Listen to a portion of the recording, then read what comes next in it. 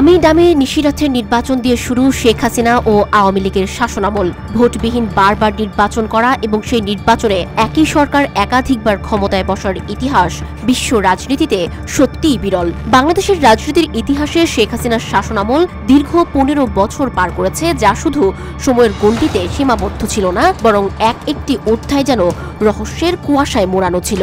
2009 সালে তার দ্বিতীয় শাসন শুরু হওয়ার পর থেকে তার নেতৃত্বে বাংলাদেশ নানা গতি এবং পরিবর্তনের মধ্য দিয়ে গেছে। 2008 সালে সামরিক শাসনের পরে বাংলাদেশের সাধারণ জনগণ যেমন একটি সুষ্ঠু ও শান্তিপূর্ণ নির্বাচন চেয়েছিল, তেমনি তারা শেখ হাসিনার নেতৃত্বে একটি নতুন যুগের সূচনা প্রত্যাশা করেছিল।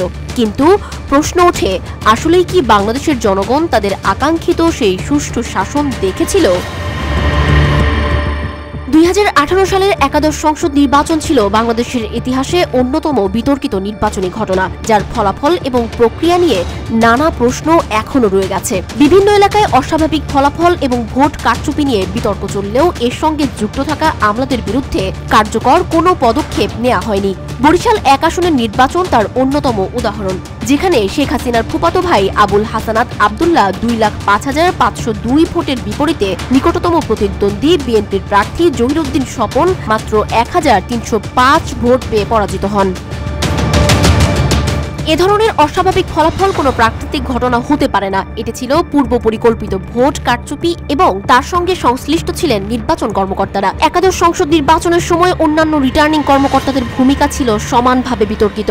একাধিক সাক্ষাৎকারে নির্বাচনের কর্মকর্তারা প্রকাশ্যে বলেছেন তারা অবরুদ্ধ ছিলেন এবং পুলিশ, আওয়ামী লীগ নেতাকর্মীদের দ্বারা চাপ সৃষ্টির ফলে তারা অনিচ্ছাকৃতভাবে ভোটের ফলাফল ঘোষণা করতে বাধ্য হন।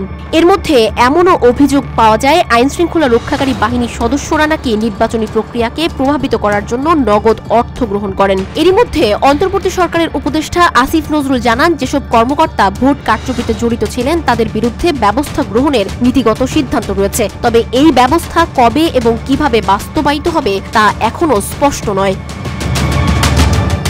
সরকারি গোয়েন্দা সংস্থার এক প্রতিবেদনে বলা হয়েছিল, একাদশ নির্বাচনে আওয়ামী লীগের 22 আসনে জয় নিশ্চিত ছিল, আর বাকি আসনগুলোতে নিশ্চিত ছিল বিএনপি বা জামায়াতের প্রার্থীদের জয়। তবুও রাতের ভোটের মাধ্যমে নির্বাচনের ফলাফল পরিবর্তন করা হয়।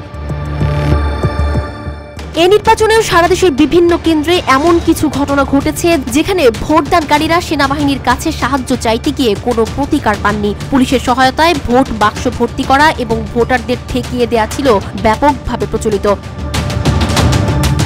এছাড়া নির্বাচনে জড়িত কিছু অন্যান্য কর্মকর্তা এখনো গুরুত্বপূর্ণ পদে বহাল রয়েছেন, যা জাতির কাছে অজানা নয়। তাদের মধ্যে ফেনী, বাগেরহাট, বগুড়া, রাজশাহী এবং অন্যান্য এলাকায় দায়িত্ব পালনকারী কর্মকর্তারা উল্লেখযোগ্য। তাদের বিরুদ্ধে কোনো আইনি পদক্ষেপ বা তদন্ত শুরু হয়নি, যা নির্বাচনী সুষ্ঠুতার জন্য একটি বড় চ্যালেঞ্জ হিসেবে এখনো অমীমাংসিত রয়ে গেছে। এই নির্বাচনে নির্বাচন কমিশনও ছিল নির্বিকার। নির্বাচনের সময় অনেক কেন্দ্রে সিল মারার অভিযোগ ছিল, তবে কমিশন কোনো পদক্ষেপ নেয়নি। কমিশন প্রধান পর্যন্ত এই বিষয়ে কোনো নৈতিক দায়বদ্ধতা স্বীকার করেননি এবং একাধিক অভিযোগের পরেও তিনি নির্বাচনের ফলাফল নিয়ে সন্তুষ্ট ছিলেন।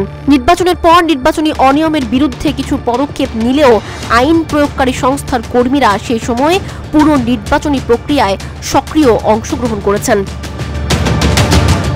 এবারের নির্বাচন ছিল আওয়ামী লীগের পরিকল্পিত সন্ত্রাসের অংশ, যেখানে সংশ্লিষ্ট কর্মকর্তারা সমস্ত ভোটের প্রক্রিয়াকে নিয়ন্ত্রণ করার জন্য জড়িত ছিলেন। রাতে ভোট ভরা, পুলিশি সহায়তা এবং অন্যান্য প্রশাসনের নির্বিকার ভূমিকা এবং নির্বাচন কমিশনের অদৃশ্য উপস্থিতি নির্বাচনের প্রকৃত চিত্র প্রকাশ করেছে।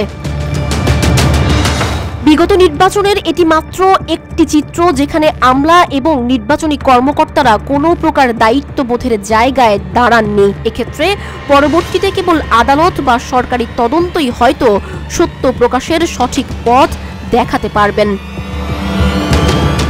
সানজিদা আফরিন, সোনিয়া, রূপালী, বাংলাদেশ।